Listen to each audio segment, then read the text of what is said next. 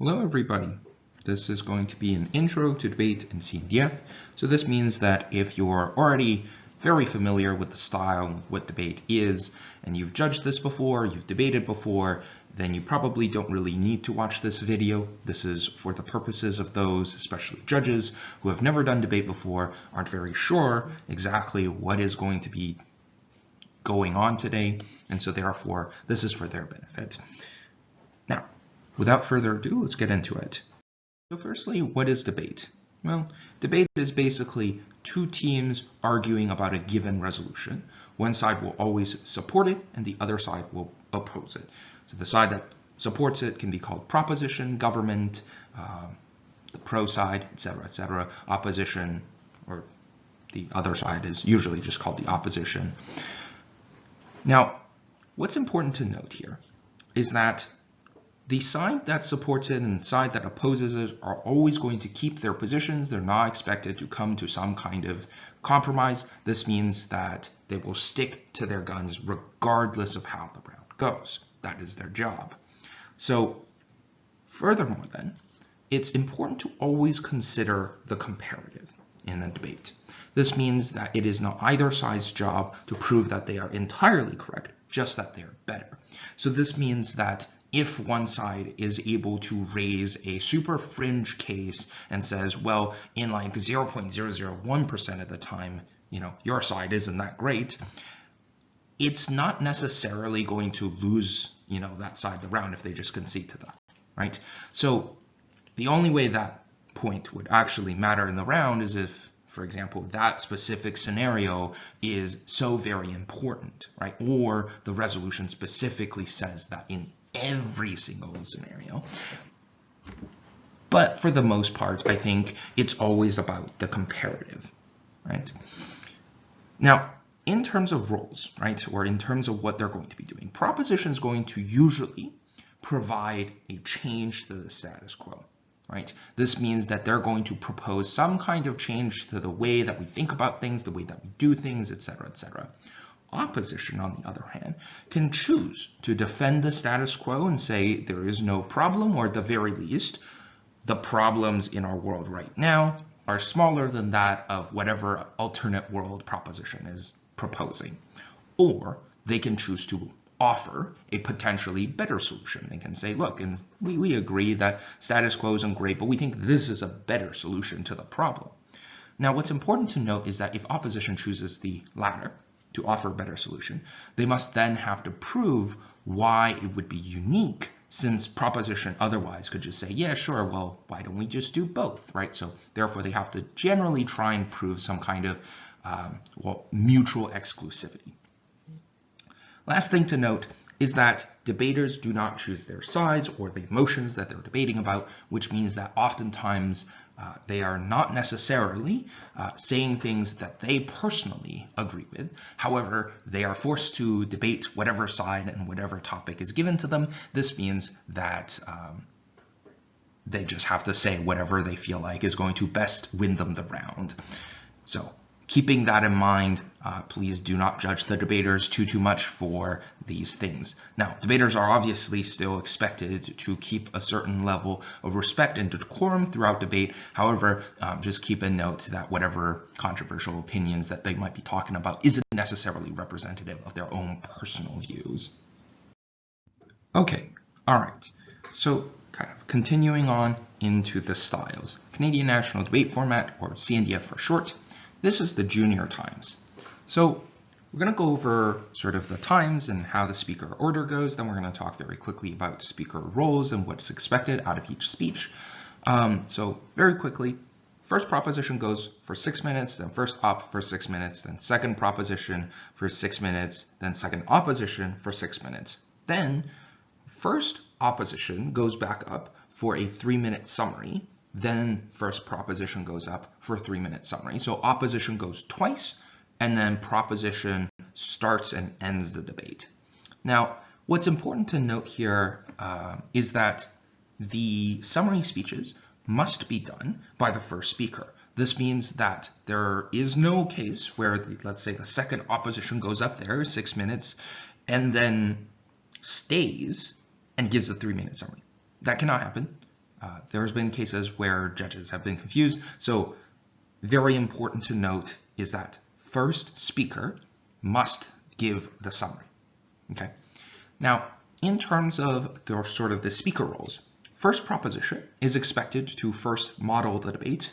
We'll talk about what that is, but basically it's to give definitions and kind of specify the debate a little bit more. Oftentimes debate motions will come out and they're pretty vague, and so therefore you'll have to really explain, okay, here's what we actually mean, and here's the details, so therefore it's easier and more able to be debated. Right? And then they will give their own contentions. So this means usually they give around 2 contentions, but there is no set number. So they then provide the arguments for their case, and that's basically it.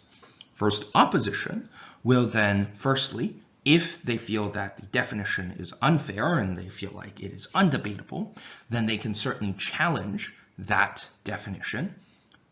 If not, and in the majority of cases, you will not see that challenge, opposition will simply give their refutations. This means that they will say, here's why first opposition is entirely wrong and all their points suck. And then they will give their own points, usually, again, 2 contentions, somewhere around there. Then the second proposition will go, and this time, if there is a definition challenge, obviously they then need to defend that, but usually for the majority of the time, they will do refutation against the opposition's points, do reconstruction, so basically say, here's why all that refutation either is wrong or why our points still stand, even though they've tried to refute our points, and then they usually give their own contentions as well. Usually they give 1 contention, so first gives 2 and then seconds give 1. But again, there is no set number. They can give however many they want. Then second opposition goes. Second opposition's job is very similar to the second proposition. They will do refutation, reconstruction, and probably some of their own points. So that's basically it. Then summary speeches. Summary speeches are a little bit different. They are not allowed to give any additional contentions. This means that no new points may be given. However, they are allowed to reconstruct their partner's points in additional ways. They are allowed to refute their opponent's points in additional ways. They're just not able to bring up like a whole new point, because at this point, it's a little bit late to bring up a point, because then the other side usually doesn't have adequate time to respond. So that's why you'll see that. A lot of debaters will choose in their summary speech to organize it by themes or by questions, so therefore the organization will seem a little bit different. That is totally normal. But again, there is no fixed way to do summary speeches, and so you'll see all kinds. Okay, so this is the junior times. So first 4 speeches are 6 minutes, and then the summaries are 3 minutes. For seniors, it's very simple. The times are simply increased. So the times are 8 minutes for the first 4 speeches and 4 minutes for the summary speeches. So very simple. It's really, it's just there. So in case you do need it, we will put the slides up so you can reference it, but it's pretty simple to remember. Okay, some of the specific things in debate that I want to talk about then. Firstly is modeling. So most motions require additional specifications for the topic to be specific enough to debate, right? So this is the who, what, when, where, hows.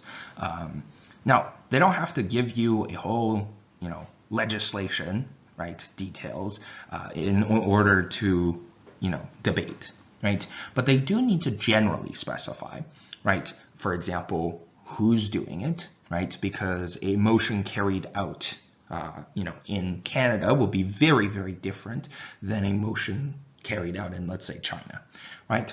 So therefore, it's quite important to specify that. Usually that's the specification of what this house is, right? Then what's, they usually kind of specify a little bit more in terms of what needs to be done, right? So for example, the junior motion, they need to explain, okay, what do we mean by deprioritize? in terms of getting vaccines and what do we mean in terms of like violation of protocols, right? And if there's going to be like a system, like a 3-strike system, or like what exactly does this look like, things like that. Then there's a when, where, how. Again, these are just questions that sometimes need to be answered. They're not always necessary. Usually when is like pretty much immediately, but sometimes there's some kind of plan for implementation or whatever. But the idea is that usually motions will require additional specifications for the topic to be debatable. Now, what's important to note then is proposition team has the right to define. Proposition always goes first, and they're the ones who are going to be defining the terms of the motion. What does this mean? It's pretty simple. Just means that they get to say whatever the plan is, because they're usually the ones who are deciding what the change from the status quo is anyways, right? So that's the idea. Now, opposition can challenge it, right, if they believe it is unfair to debate. So this means that if they believe the proposition has made the debate entirely undebatable, and so therefore they feel like, okay, here's why this is unfair to debate, right? Then that's fine. And so you as the judge will have to listen to the opposition challenge and decide whether or not this round is fair under proposition's sort of model, right? And basically, in these kinds of debates where there is a definitional challenge, usually it's up to you to decide who's more in the right. But basically, unless the debate is entirely unfair, proposition has the right to define. So this means that if opposition's like, hey, we expected the motion to be in Canada, but they said the United States, and now we're all screwed, and all my points don't work, and so therefore that's unfair. That's not quite applicable. So it's only if, for example, it's a democracy debate and they define it as, I don't know, North Korea or something, then that might be a problem. So again, this is something to consider. When you decide, okay, one side is correct or the other side is correct, you use that definition to evaluate the rest of the debate, which means that usually the side that their definition you agree with is probably the side that wins. But again, that's not necessarily the case. Sometimes that's not. So just keep that in mind. Oh, and you are not allowed to intervene in the debate in the middle and say, oh, I do believe that this is squirreling, or oh, I don't think this is squirreling, or I don't think the definition is unfair, or something like that. You can't pause the debate and tell them that. So you just have to let the debate go on and then decide, or tell the debaters after you decided everything. Okay, next is points of information, POIs. So this is where the protected time comes into play, right? So if you think about it, remember back, the first 4 speeches, so the 6-minute or 8-minute speeches, have 1 minute protected times. This means that the beginning and final minute of those speeches are protected. The summary speeches are entirely protected, so there's no POIs during summary speeches. And points of information is the main way that debaters directly interact with their opposition, right? So during the unprotected speech times, an opposing debater may stand up at any time. In this case, they can't stand up because we're all virtual, so they'll probably unmute themselves and then offer a POI either with a posture or verbally, probably verbally now because it's all online. So they'll say something to the effect of on that point, or POI, or something like that. And at this point, the speaker may choose to decline the POI and say no thank you. And the speaker is allowed to wave down as many as they wish. There is no point penalization for this. They can wave down as many as they want because they have what's called control of the floor. This means that it's their speech. They get to choose when to take the POI. Now, the speaker may also choose to accept the POI, right? What does this mean? It means that they can say, okay, go ahead, or something to that extent. And this means that they are able to, take that question. And so then the person asking the POI will have 15 seconds max to question or add a remark that opposes the speaker. They will ask some kind of pointed question, or they will make, essentially point out a fact or give a short refutation to whatever the speaker is currently saying, and then the speaker must then address the point of information. Okay, and that's a really important aspect. Now, after that, okay, the speaker will answer it and then continue going on with their speech. Important to note is that time continues to run for the duration of the question and answer. This means that when the person is asking the question, the duration runs. When the person is answering the question, duration runs. So this is why basically there's a 15 seconds max rule, is just to make sure that not too much of time is taken up. So after 15 seconds, the speaker is allowed to wave the person asking question down, because they can be like, okay, thank you, okay, I understand, or something like that, because they're over time, right?